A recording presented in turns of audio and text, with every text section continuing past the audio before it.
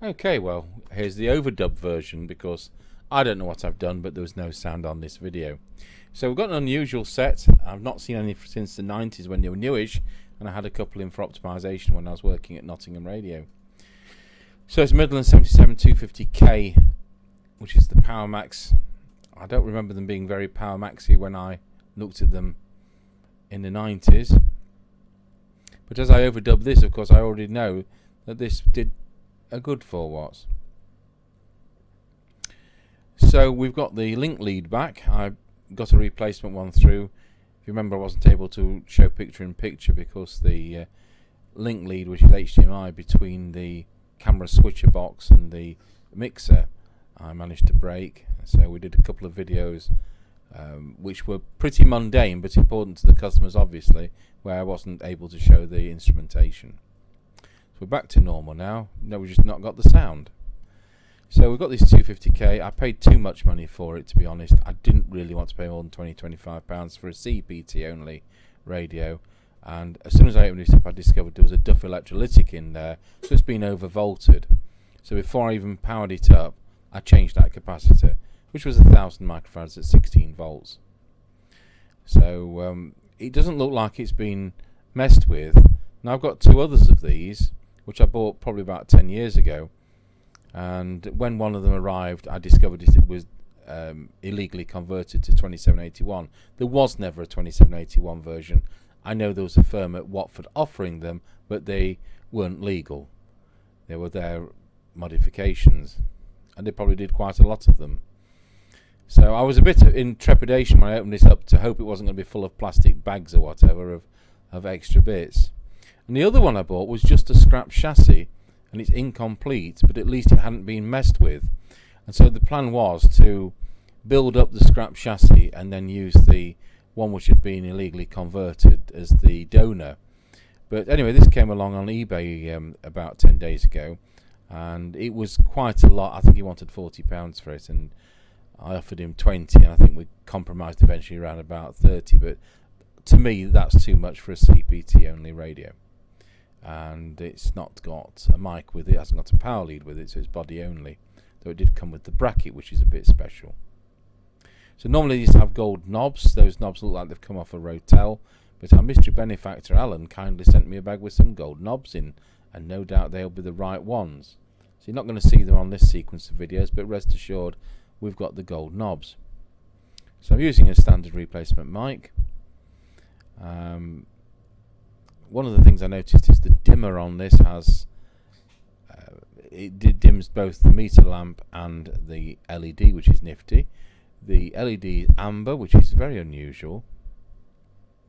Got a bit of noise on the controls. It's been in a smoking household. It reeks of fags.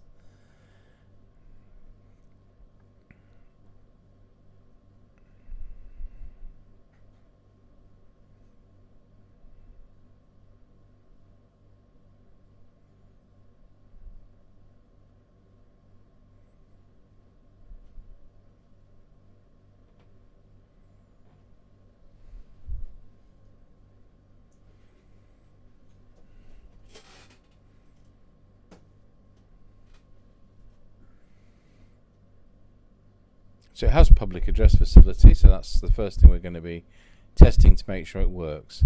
And we find that the volume control is on mic gain, which is pretty normal.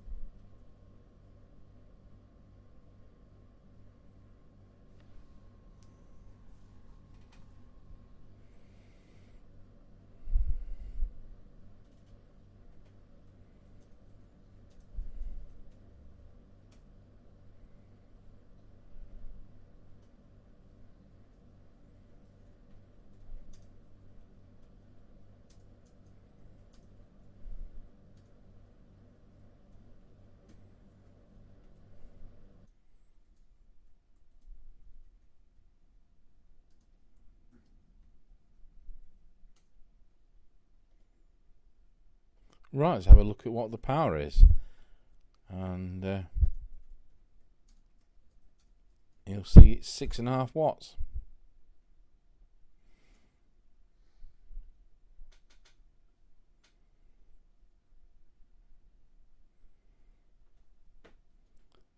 And amazingly, it's 6.5 watts on channel 40 as well. And incredibly, it's 6.5 watts on channel 1. So Mr. Golden Screwdriver's been at it. But don't think for a moment that that's all on 27 megs. Oh, no, no, no. Because the coil stretcher's been inside.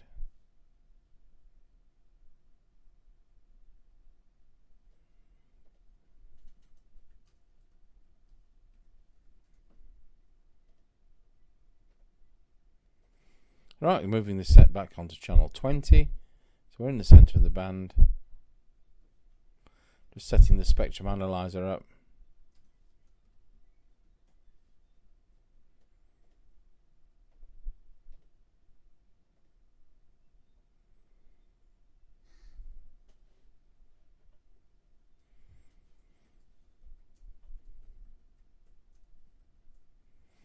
Right, with the spectrum analyzer on the screen, let's see what we can find out.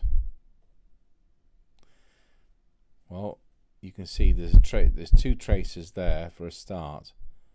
The fundamentals off the screen on the left, and then we've got two pretty equal ones. So we're just going to unstretch that coil, put it back to where we think it should be, and then have another look at the spectrum. Just about lost the 54 meg one, got a bit on 110.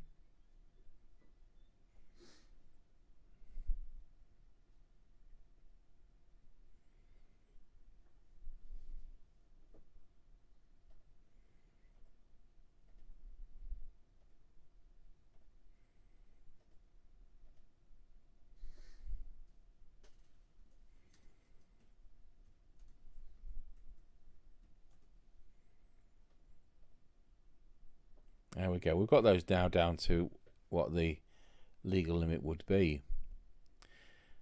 So back onto the power, we've now got 5 watts, but we've got to tune it up to make sure it's as central as can be possible.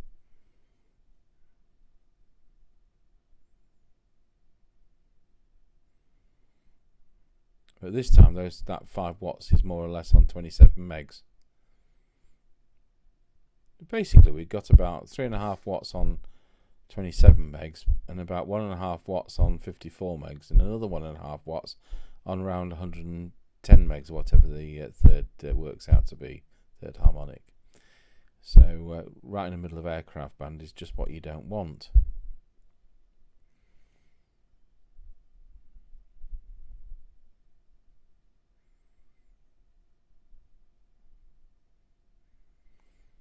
Then we found there's a preset inside the PA can, the screened area, and that is power on this radio. So at the end of the tune up, I'm able to turn the radio down to 4 watts.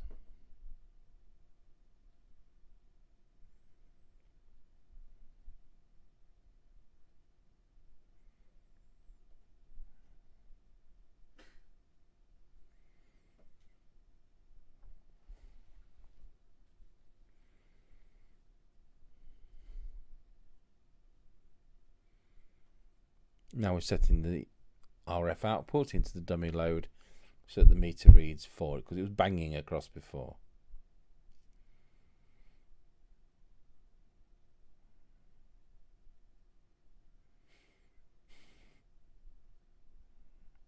But how is it on the band edges? Check channel 40. Or even, 40. It's 4.05, it's just slightly higher. And 3.95, so you can see we're well within the 0.1 there. Doesn't have low power. And incredibly, it's drawing quite a good current on transmit. I forgot to do a reading before I turned the power down. Anyway, I've put 998 milliamps.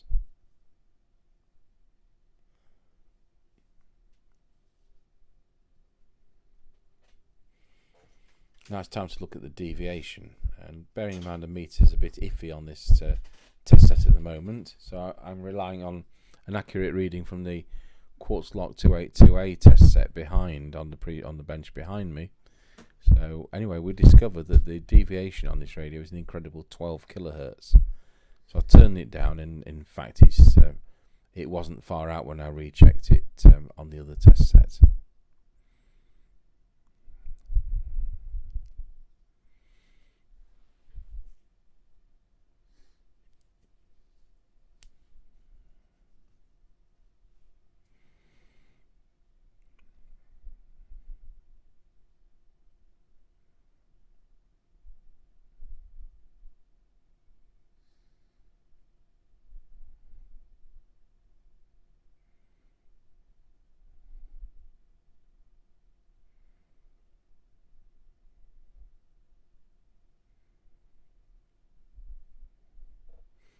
So that's the deviation. So it's time to turn that down to something sensible like 2.2 with a peak of 2.5.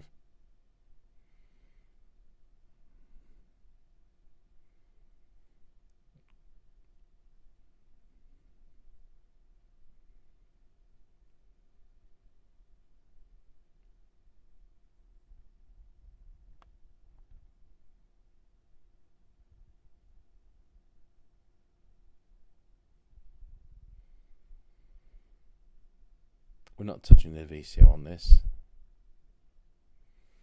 Frequency is a little tiny bit low.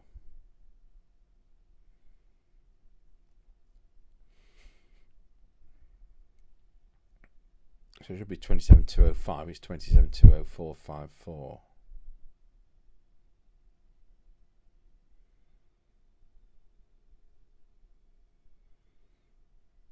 And there was enough latitude in the reference crystal to pull it up to the correct frequency exactly. And there we have it.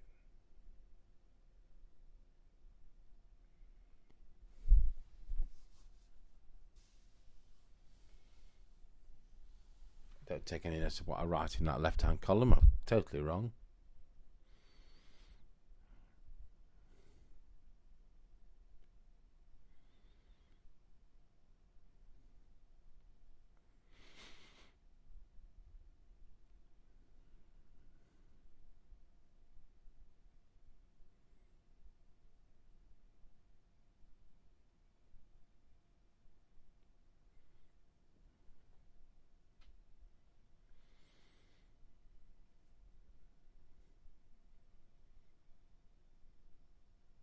So it leaves us with two presets.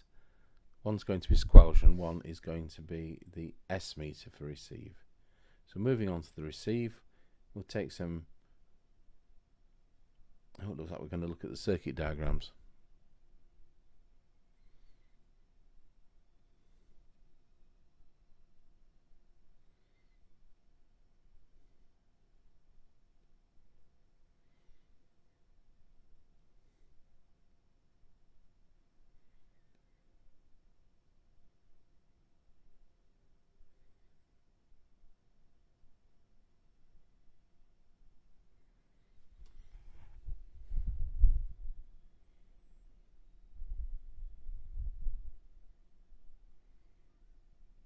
Right, we'll go over to the oscilloscope and we'll set the detector.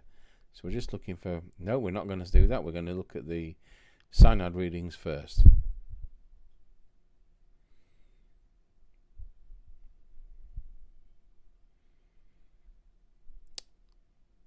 So what's we got for 12 dB? Oh, it's incredibly sensitive receive, and bearing in mind these sets are crystal filtered as factory standard, so you haven't got the bleed over.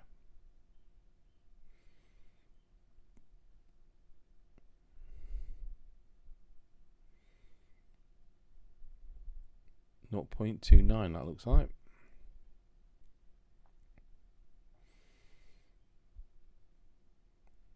.23 microvolts, and then for 20 dB 0.91 microvolts, so it's exceptionally good, that.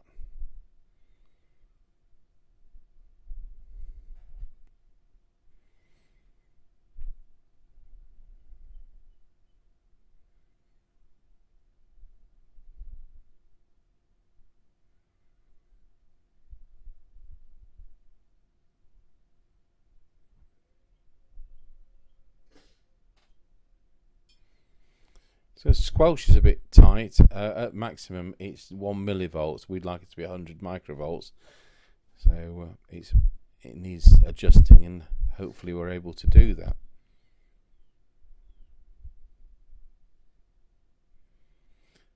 At the other end, at threshold, it's doing 1 microvolt. That's okay.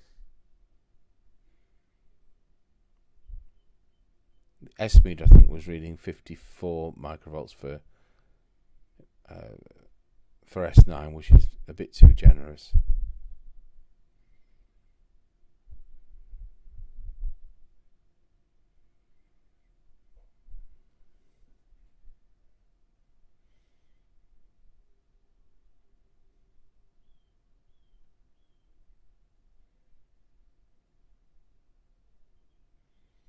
Discovered we could do with cleaning some of the controls on this, volume and squelch, and might again, they've all got nicotine in them, so you'll see later on in the video we get the Service-Sol and do clean all those controls.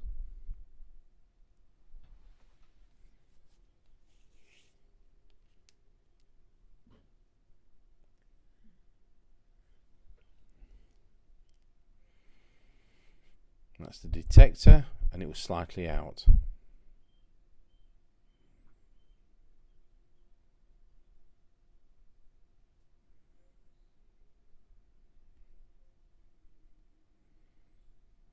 I'm just pointing out you've got a ceramic filter, a ceramic resonator, and a crystal filter.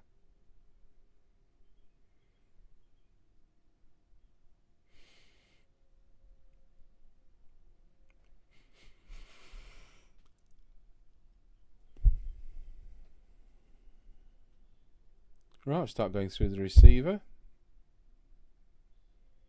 And as you can see, we're getting a bit more out of it. I really didn't think we were going to, because it's already so good.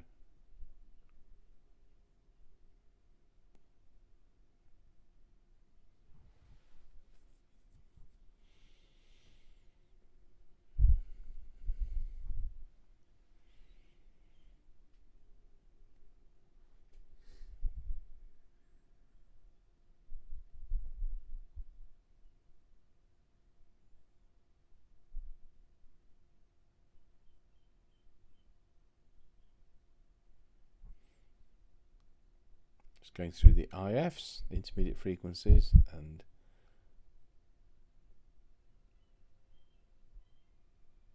I was surprised, but we got more out of it.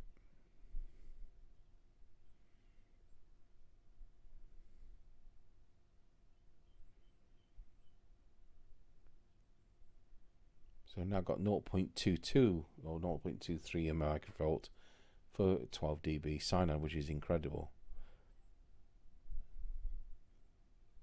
0.2 for 10 dB.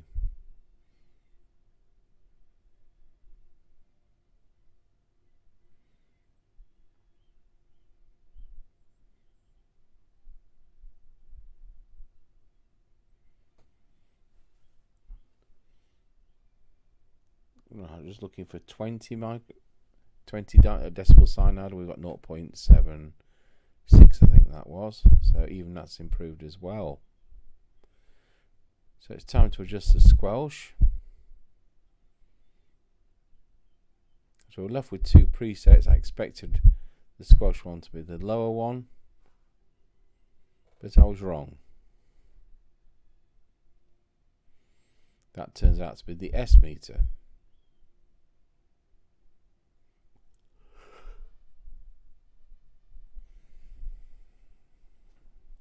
So may as well set that while we're at it. So with S9 on the signal generator of 100 microvolts, set the needle to read S9.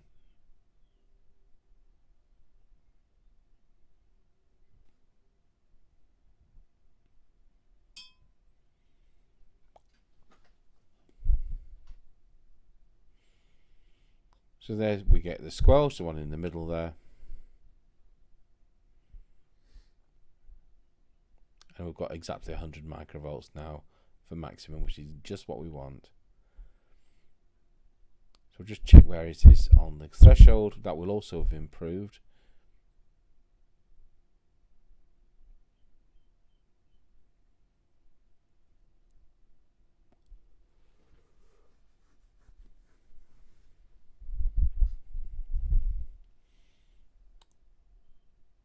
0.3 microvolts for the squelch threshold, which is excellent.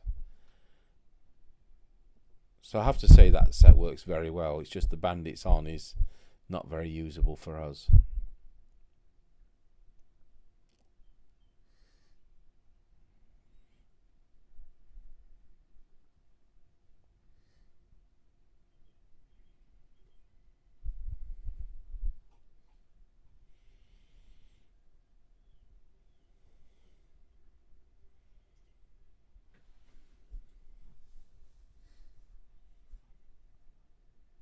Cleaning those controls with the service hole.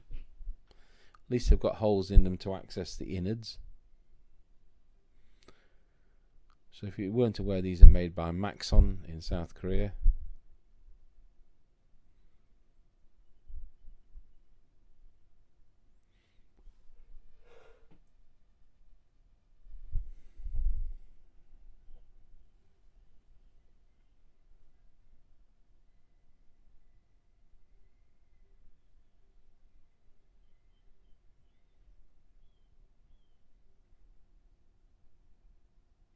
I was just disconnecting the patch lead from the radio to the test set, and I'm just going to plug that into the test set behind.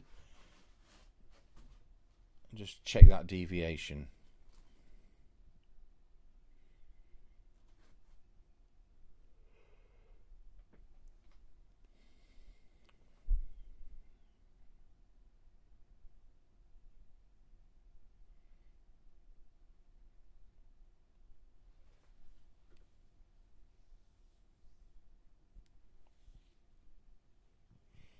Little touch up, just a little bit high. It was 2.5 to 2.7, so I reset it to 2.2 to 2.5.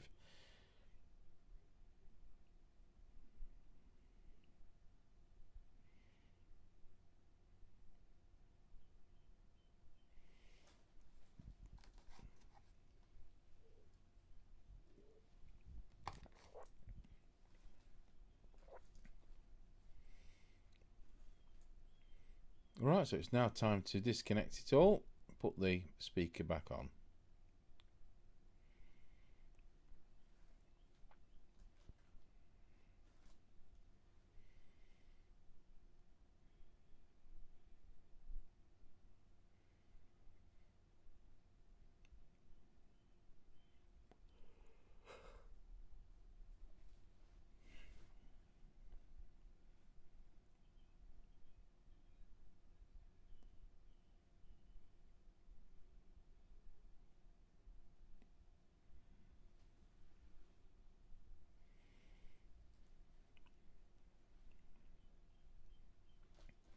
We're a bit pushed to time today, so we're just going to put a few screws in the case because we do need to get a scratchy corner test done.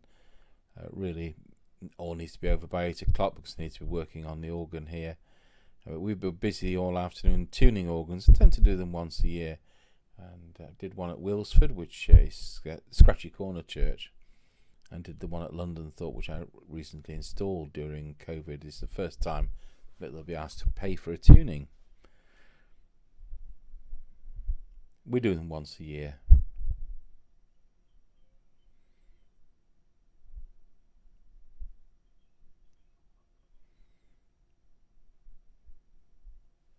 So just a couple of screws in and get on with it on the air test.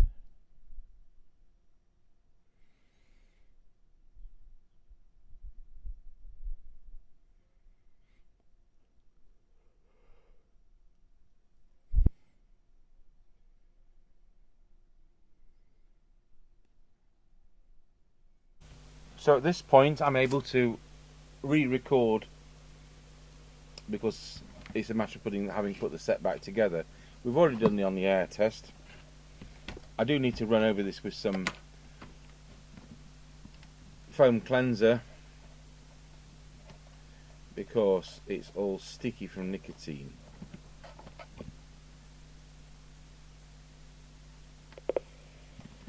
So we did the on the air test yesterday.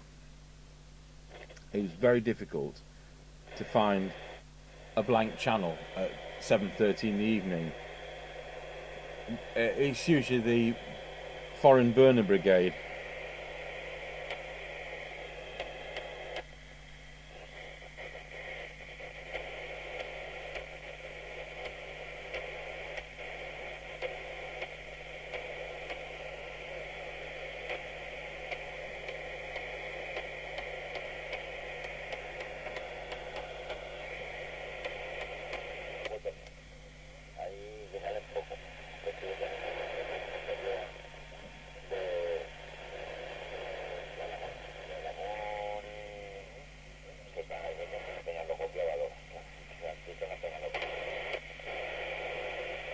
So there's a few channels of activity there. I don't think for 1 minute you'll get back to these people because they're not doing 4 watts, are they? So, even with nobody actually speaking that we can hear, we've got S5 to S6 of residual background noise. So if you compare that against the usual S2, S3 of residual background noise we have on the UK set of channels, you can instantly see that we're going to have less range because you've got to overcome S5 for you to be heard. So, you know, when we do these, we show the S meter on Mr. Chippy's set in the test car, you know, and there's, if I'm doing an S5, well, if the background noise is greater than that, you just wouldn't be hearing it. Anyway, we did do the on-the-air test yesterday. There was other radio traffic. We did do the 6 miles. It wasn't perfect, but this radio, I will say, actually works great. I mean, the sensitivity of this, what was it? Ended up with 0.23 microhertz. I mean, that compares to that new Thunderbolt T800, which I thought was exceptionally sensitive. But of course, this is CEPT 40 FM only, so it's pretty useless. So we flick round the channels. Tell there's some SSB activity on these upper ones, which, you know, is what's going to happen.